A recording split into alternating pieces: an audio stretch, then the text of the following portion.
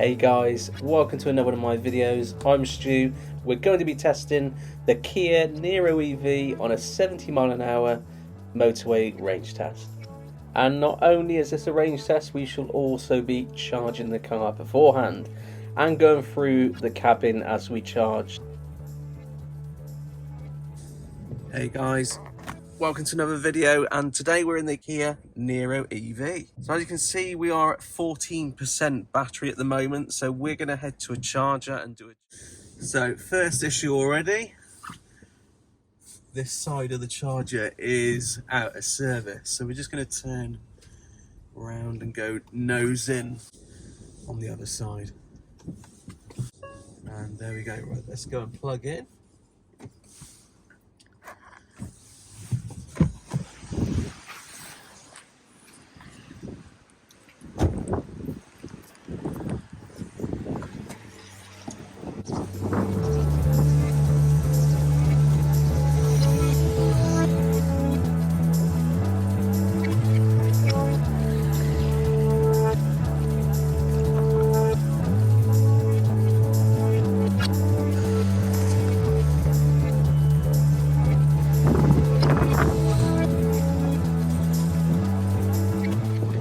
So we're finally charging.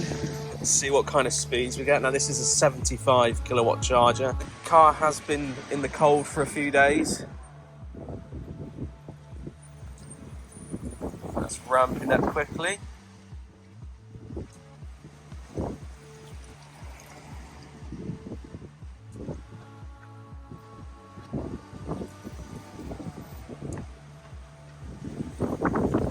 Come on, keep going, keep going. So we get this warning on the screen when we're plugged in. Using climate functions while the battery is charging will delay charging completion. Noise and vibration may occur during use. So we're up to 15% already.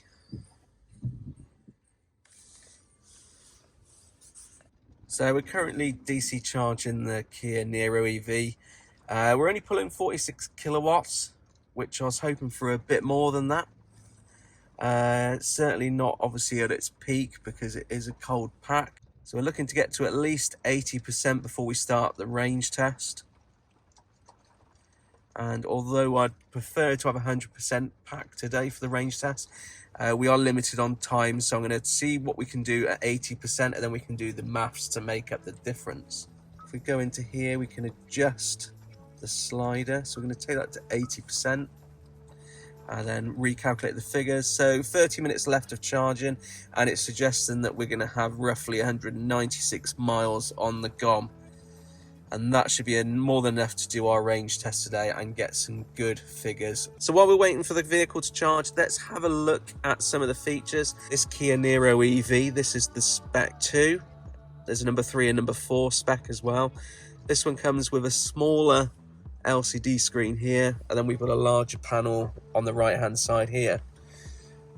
If you go for the higher specs, you do get the larger screens, but this one's more than enough, and it's got everything you need on a vehicle as standard. It's quite generous actually. We've got obviously regular things like cruise control. We've also got adaptive cruise and lane centering, and what I really like about this is we've still got some tactile physical buttons like the temperature dials here, but if you hit this button which takes us to media, we can also use these buttons as the power for the stereo and also the volume, etc. And if we return to the HVAC screen, we've got options like front and rear, windscreen clear, we've got circulation, and obviously your temperature settings, blower settings, air conditioning settings, etc. We've also got a driver only mode as well, which is nice if you want to be extra efficient.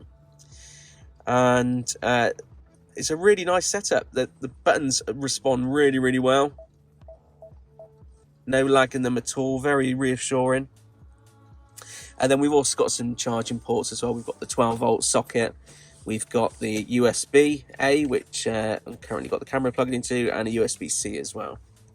And then if we move down to where the drive selector is, great drive selector, nice and easy to grip hold of. We've also got the power on and off button as well for the car. We've also got auto hold, we've got the parking sensors, and we've also got parking cameras as well, so we can use those while we're driving or just when we're reversing. Camera's pretty good as well, much more high def than MG4 for example, but really nice dash in here. As you can see, the textures are really good, not cheap looking at all. I love the screen behind the steering wheel, it's just very nice and modern. Obviously that's taken from the Kia EV6, which is an absolutely lovely car. Nice generous sized glove box, and also door bins as well. We can definitely fit some water bottles in there. And we've got two holders down here. Now we do have these compartment buttons here, which allow you to grip your drink better. And then we've also got lots of storage under here as well. This bit actually moves, so you can control exactly where your storage is going to be. Now I think there's only one fixed position there, but you can either have the whole section available or just partial. And a nice comfortable armrest there as well. In terms of the seats, obviously Kia's going with this new pattern with the hard plastic back and the trumpet style headrests, which I think look absolutely great. I mean, they feel great on the back of my head. They're not forcing me to change my posture at all. And when I get in the back of the car in a minute, I'll show you through that in a second. We've got these grab handles here, which are really handy. I actually don't think you need these ones at the top here while you've got these, because these are a lot more useful. Now back to the front of the car. In terms of the interior, we've got a nice smooth plastic here. It's not the most premium of plastics. I can imagine that could possibly get scratched. But we've got all the usual buttons here. We've got buttons to control the mirrors, and obviously to lock and unlock the vehicle, front windows, rear windows, and plenty of space to grab the door with a nice bit of fabric here, which is an interesting choice. More of a textured plastic, but still got plenty of space in the door bins there as well. If we go to the steering wheel, we've got all the usual functions here. We've got controls for the media, and on this side we've got controls for your cruise control, adaptive cruise, lane centering, and also your modes. And also we've also got the regen setting paddles on the back here, plus on this side and minus on this side. So let's have a very quick look at the driver's binnacle. So on the left, we've obviously got speedo. Bottom left, we've got our miles for today, our range. Down the center, we've got our driving figures and configuration. And we've got different options at the top here for what we can select. This is vehicle information. So this is what you can see on the dash as you're driving. We will obviously have driving information based on the test today, but you can circulate through the different options at the top there. So you've got your convenience pack there, speed limit warnings, warning volumes, haptic warnings, driver attention warning. So we're not going to go into any of those today, but they are there if you need them, and obviously tyre pressures. And then on the right hand side, we've got the charging window, which tells us exactly how much left we've got to get to 80%, which is 13 minutes. So we're still charging away, 5 minutes remaining to get to 80%. Still charging at 45 kilowatts. Yeah, if I show you the driver's binnacle, 43 kilowatts now, but that's really held it well. And now it's starting to tail off, actually, down to 25 kilowatts. 4 minutes remaining, so we're going to unplug in a minute. Don't want to take the charger up for anyone else. So we've charged up to 82% in total. So now we finished the charging at the cost of £34.69. Let's get on with the range test. So today's route takes us from Gloucestershire, and we head down the southwest corridor past Bristol and Avonmouth, and then down into Somerset towards Taunton, which will be our turnaround point. And if you're enjoying the video, a like and a sub would be truly wonderful. Setup for today, we've got 82% battery, which we charged earlier on today. We are on eco mode, on the mode selector, which I'll press here. Normal, sport and eco. Temperature is set at 22 degrees and fan speed on 1 as per our Southwest 70 test conditions. We are now going to head to the motorway and we shall get on with today's test. As we go through the journey, I shall go through the current stats. Just to go through what we're starting with, so we have 82% battery, which is 196 miles according to the GOM. Now the GOM is predicting range based on recent driving, and I'm the first person to drive this car today, so we could expect that to change throughout the journey, but we can make a good calculation based on the driving we do today. We're going to be jumping onto the motorway and heading south, so I do expect temperatures to change somewhat throughout. So off we go, we're heading to the motorway and we're getting up to 70 miles per hour as quick as we possibly can.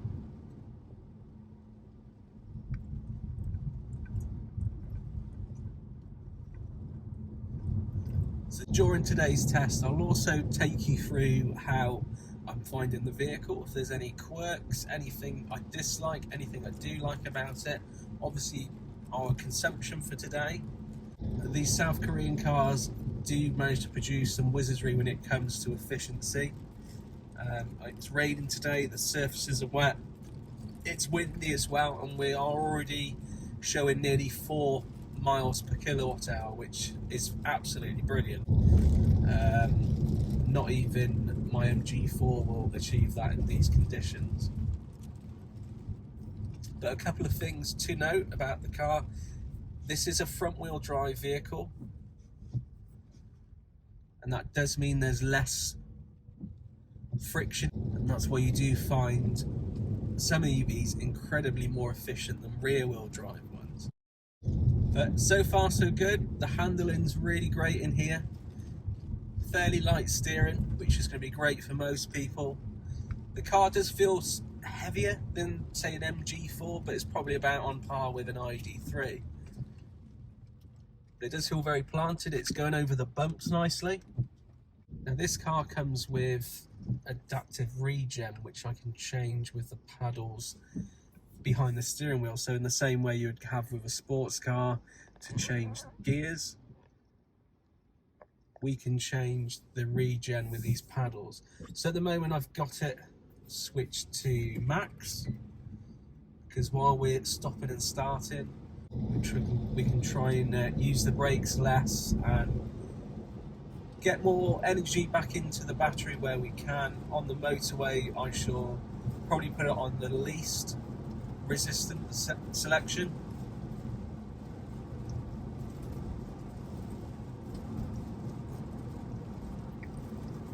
The one thing I am noticing since we've been driving down the road is it's a relatively quiet cabin. I'd say it was on the same par as the ID3.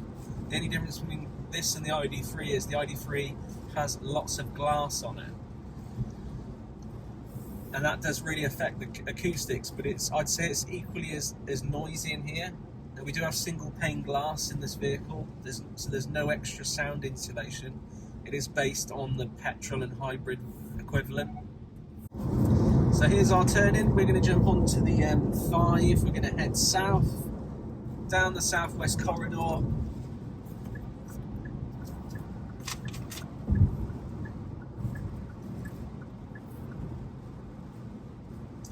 Hopefully the traffic is good to us today.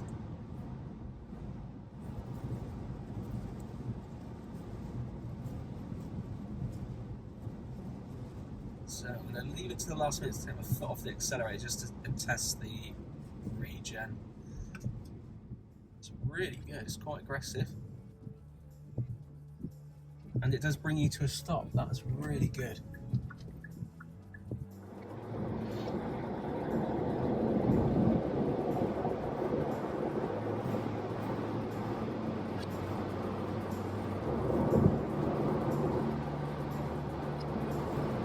this vehicle does have adaptive cruise control, which I'll be using as soon as it's safe to move out into middle lane to go around these vehicles ahead. As you can see, the conditions are a bit wild today, but like I said before, these tests are designed not to be a laboratory. It's meant to be real world. We can't control the weather, we can't control the road conditions. All we can do is our best to keep certain things the same each time.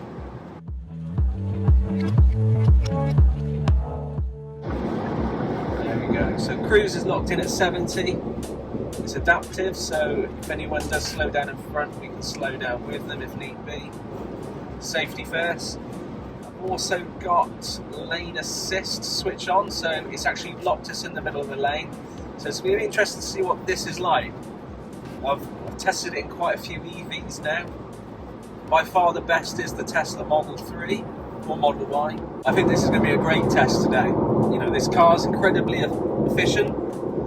There's some serious wizardry which the South Koreans do with their electric vehicles, especially more so the platforms which share underpinnings with petrol and hybrid variants.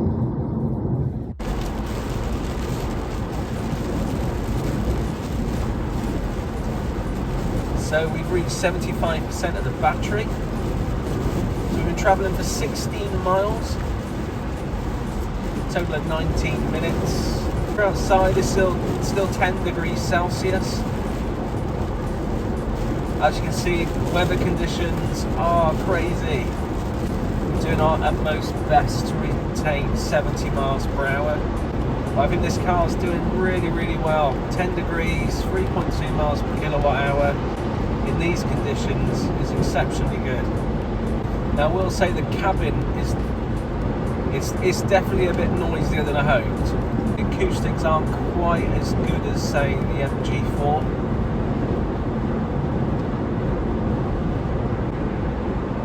Now, as I mentioned earlier, there's 3 different specs of the Kia Niro-EV. There's the model which is called the 2, there's the 3 and the 4. Model number 2 starts at £36,795, and with that Model 2 you get standard features like lane assist, cruise control, Apple CarPlay and Android Auto, and then you move up to the 3rd model, which is number 3. With that, the starting price is £39,545. With that one, you can also specify a heat pump as well, and that's about an extra £900, about £900. Definitely worth having in any Northern Hemisphere country. With that, you also get 2 10-inch screens. We've got the 10 and the 8 in this one. You also get lumbar support and faux leather seats. And then you've got the top of the range number 4 model. With that one, it starts at £42,950. So that's £6,000, just over £6,000 more than the base model. With that one, you can have the optional heat pump for an extra £900, and you also get extra features, same as what you get with the Model 2 and the 3, but you also get the heads-up display, power tailgate, remote smart assist. You also get the sunroof. Now, a few specs about the cars, which is the same throughout the whole model edition. They all will do 11 kilowatt onboard AC charging. The usable battery on this vehicle and throughout the whole range is 64.8 kilowatts, which is very, very similar to, or not far away from the MG4 long range. The power of the motor on this front wheel drive Kia Niro-EV is 150 kilowatts, which is a respectful speed. That's going to be absolutely perfect for most people. It's still pokey. 0 to 62, 7.8 seconds, which is hot hatch category. 201 brake horsepower. So there's plenty of power there for most people are going to use this car, probably more than you need. Now, if boot space is something you're interested in and it's important to you, this has got a 475 litre boot. So that's nearly 100 litres more than the MG4, and it is a big boot on this car. So if you're after a family car, and although you can get a pushchair in an MG4 and the same in an ID3, if you do need a little bit of extra space, this car does have it.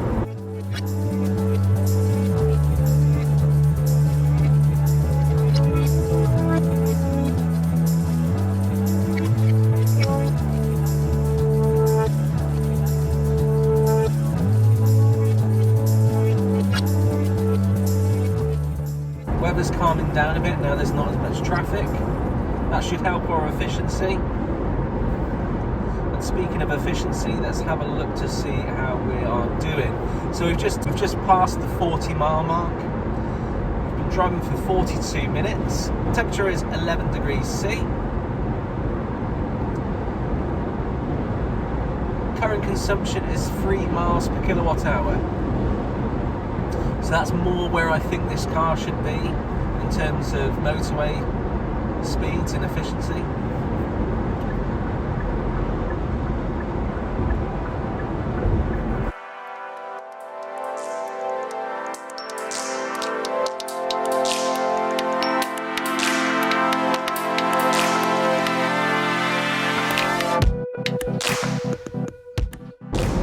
So according to Kia, cold temperatures, which according to the WLTP is as low as -10, motorway range should be about 165 miles, which if that was where we were looking at today, which we're not because it's not that cold, we're on a motorway, it's in winter, we'd be looking at about 2.54 miles per kilowatt hour to achieve that distance. Now we're doing 3 miles per kilowatt hour, which is absolutely brilliant considering the conditions, considering it's wet, it's rainy, it's windy. We're definitely pushing on for somewhere between winter and almost summer conditions, almost with 11 degrees centigrade.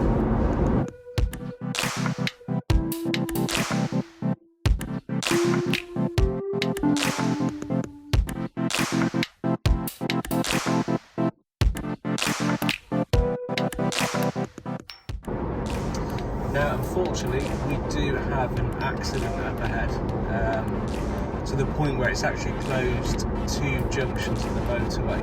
So I'm actually going to come off at this junction here while I've got the opportunity, and we're going to circle round and head back north instead.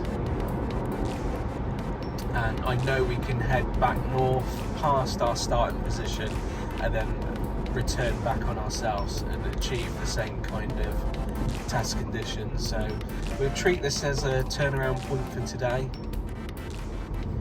So we're currently at the Glastonbury junction, famous Glastonbury. So on we go. This is our turnaround point for today. That is a real shame because it was always nice to do the same route every time, but sometimes it's not what happens, it's how you deal with it.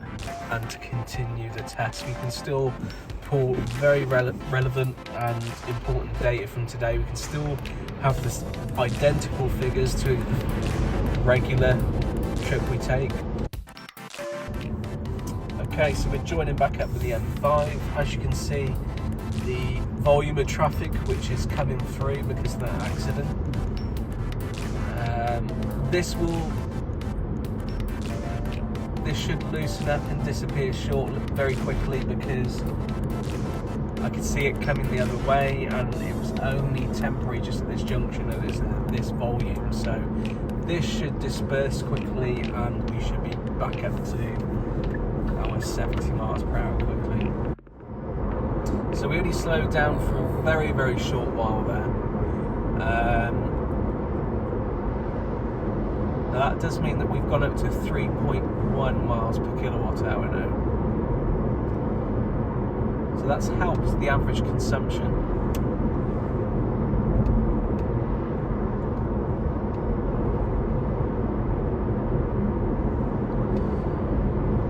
So the vehicle is actually at 50% battery now. The range tells us we have 115 miles remaining on the GOM. We've covered 68 miles. And we've been travelling for just over an hour and 10 minutes, at an hour and 12. Average consumption is 3.1 miles per kilowatt hour. With 12 degrees C temperature outside.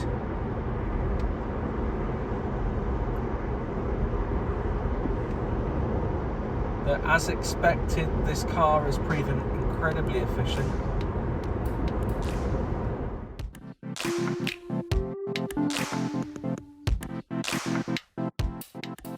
But the rain's coming back down again. Now we did have, when we passed the windsock earlier, we did have a northerly blast. If that's an indication of today's weather, then technically we have a tailwind then.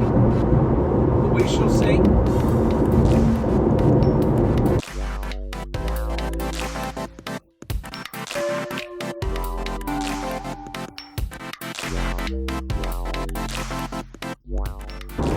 The Niro-EV is doing a great job. It's sitting comfortably, hugging the road. Lane assist is doing great. The seats are super comfy. Not quite as comfortable as the ID3 and MG4, but they're pretty good. I think the best bits are probably the headrests, because they're fully adjustable, so we can bring them closer and further away to the back of the head. And here comes another dumping of this lovely British weather. But these conditions are great. What is it going to do to the efficiency of this car?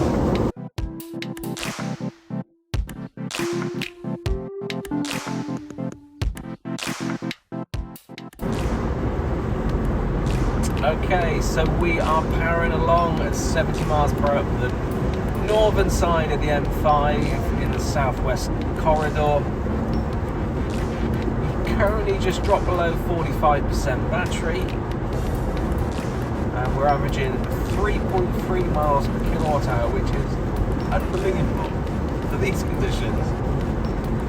It is double figures temperature outside at 12 degrees Celsius, but the car's doing great. The efficiency level is brilliant. Now we do have very small episodes of under 70 miles per hour speeds, around between 60 and 65. But we are trying to maintain 70 as much as we possibly can. Now we do have some elevation in the landscape coming towards us, which is quite steep actually. So steep that the road goes into 4 lanes. So that should help us get past any stragglers in the middle lanes.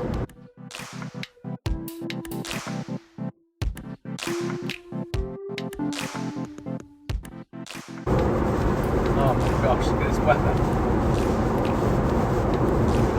Oh, this is mental. Now when we came up this road earlier, we were just up here to the right, up on top of that edge there, driving around there. You could see all the countryside here. You could see for miles. You could not see a thing over the side barrier now.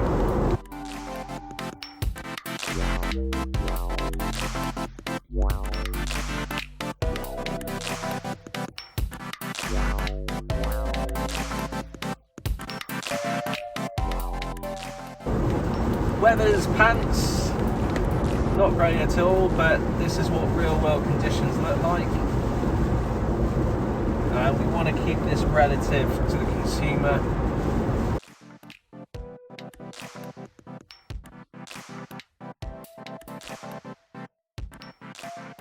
So we've hit 40% on the battery. We're just shy of 100 miles as well. We're travelling now for an hour and 39 minutes. Outdoor temperature is 12 degrees C, and we are averaging 3.3 miles per kilowatt hour. Now that would have been aided by the batches of 60-65 miles per hour speeds we were hitting, by the patches of slightly slower driving. but that should level itself out, provided we keep the 70 miles per hour limit. Now the consumption's got even better on this car. It is like witchcraft. So for the majority of the journey south, we were hovering around 3 to 3.1 miles per kilowatt hour. Now bearing in mind we had DC charged the car beforehand, so the battery is reasonably warm. Since we've hit the turnaround point, which was a premature one today because of closures on the motorway, and I know we have hit spots of slower speeds, which we can't do anything about, it's just how it is. But they weren't aggressive deteriorations in speed, they weren't below 60 really. But it just shows you what a difference it makes between 70 and 60. But we are averaging now 3.4 miles per kilowatt hour, which is just ridiculous for this time of year with these conditions. So as we navigate past these haulage monsters, we are getting close to the 30% battery mark. And there we go, we're at 30% battery.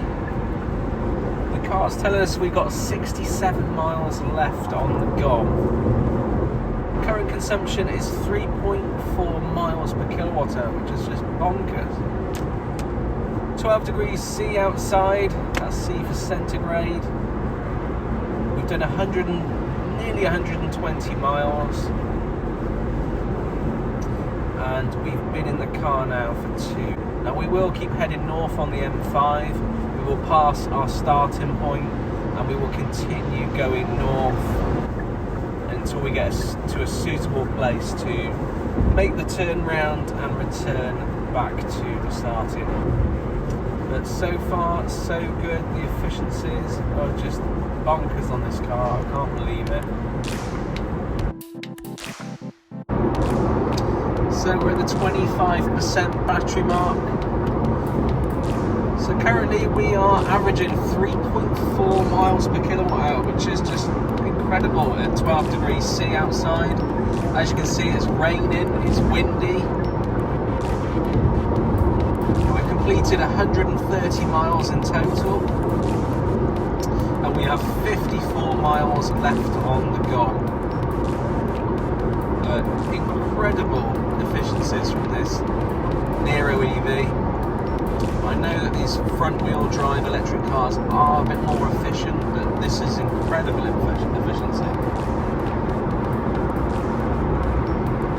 I know certainly the MG4, for example, would be probably averaging around 2.8 to 3 miles per kilowatt hour right now. 0.5 miles per kilowatt is a lot, and you know. So we're now down to 10% of the battery remaining, which we're showing 21 miles on the range GOM. We've done 155 miles in total so far today. Temperature outside is still at 12 degrees centigrade. We are at 3.4 miles. We shall keep going. We'll go to the next junction at least, and then start to return back north to our starting position.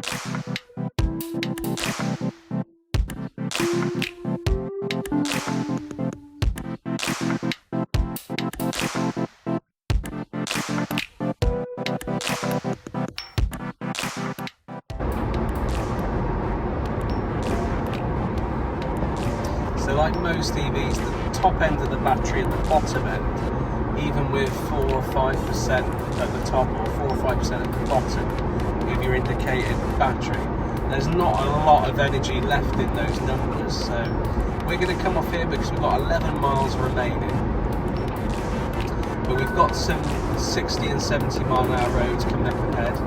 So I've got my second battery warning because we're at 5%. And the car's asking me to charge immediately, so we're going to come off here. Now we still have some 60 and 70 mile an hour roads we can navigate on our way to our finishing point.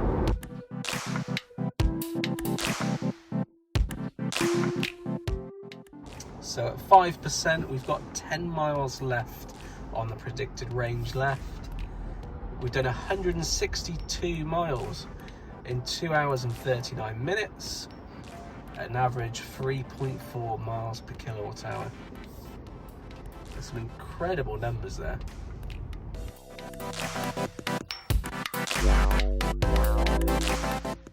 There's still at 4% battery, 7 miles remaining. We will make the turn around the roundabout and we will come back on ourselves. And that will be the last bit of 60 miles per hour on this journey.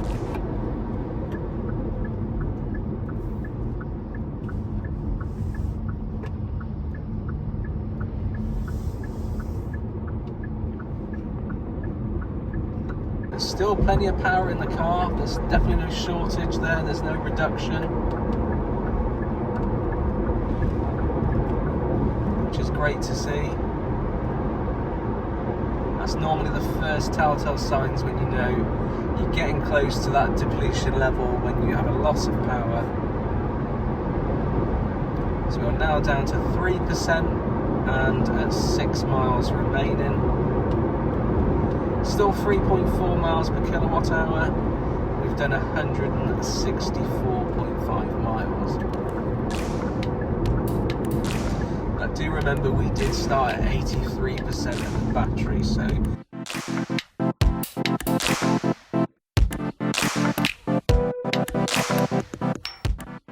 but I'm really impressed with this car. It's so efficient.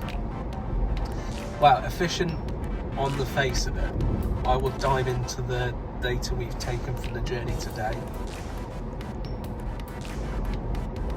and then at the end of the video, in my conclusion, I can give you the information which I think everyone will want, which is the efficiency data of this vehicle.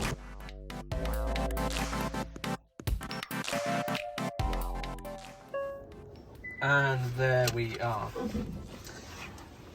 So on 83% of the battery, we've managed to travel 166.2 miles in 2 hours and 47 minutes, with an average temperature outside of probably 11-12 degrees Celsius. And here's the best bit, the average mile per kilowatt consumption was 3.4, which is outstanding. So we've got 3% left on the battery.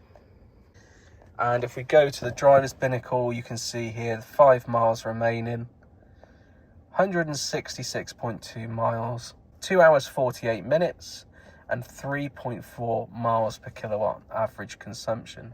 If we go down here, we can see the charging session. Now this is a charging session based on our current driving style, and at 80% we would achieve 191 miles. And 100% charge would give us, on 100% battery, would give us 245 miles. I think we can all work out that this car has done incredibly well and is clearly very efficient. And finally, here's the analysis of today's road test. So obviously a factor was the weather today. It was pretty terrible at some parts of the journey. And even through the toughest bits of it, the car still remained very efficient. And on the face of it, clocking up over 3 miles per kilowatt hour. So let's jump straight into the data from today's range test. And as you can see, we've got 3 columns. We've got the battery percentage, the GOM, which is the vehicle's estimated range, and the third column, which is the actual miles we travelled. And as we did start with an 82% state of charge, we've calculated the 90% and 100% numbers based on the average figures we've recorded from today's journey. And the first thing we notice is the GOM estimation is very much inflated over the actual miles we travelled today. Even at 82%, we can see the difference there, which is nearly 30 miles. But we do see towards the end of the test, as we get to 25% and below, that the figures start leveling out and matching each other. And this is more than likely because at the beginning of the test, we were based on the previous driver's driving style, and as we go through the test, as things start to settle, the car's GOM and the actual miles start to be more accurate. But what I would say to be cautious about, and is a little bit alarming, is just how high the GOM is punching above its actual weight at 100%. Even at 82%, it's nearly 30 miles higher than the actual range we did today. And to support that, if you look at the charging screen to the right, you can see that it's actually suggesting 245 miles for 100%. So that brings me on to my final conclusion, and what I can say today is the Kia Niro-EV is a very efficient front-wheel drive electric vehicle. It's a great family run around. It will chew the miles all day long. It's efficient, very comfortable, it's spacious, it's got a great boot, and the entry-level vehicle has everything you need on it as standard, including all the latest safety features with some extra bonus ones on top, like lane centering, reversing cameras, and Apple CarPlay and Android Auto. Is there any negatives? Well, there is a couple that spring to mind. The first one would be the charging speed. The 80 kilowatt peak DC charging speed isn't going to set the world alight, although with a relatively flat curve that will be good for most people. And finally, the price. This particular segment of the market is getting very competitive, and there are vehicles which do have a lower price tag, which are equally as well equipped and offer faster peak charging speeds. Anyway, that concludes today's test. Thanks for tuning in, and thanks for all your support with the channel. Don't forget to like and subscribe. Stay safe, and I'll see you in the next one.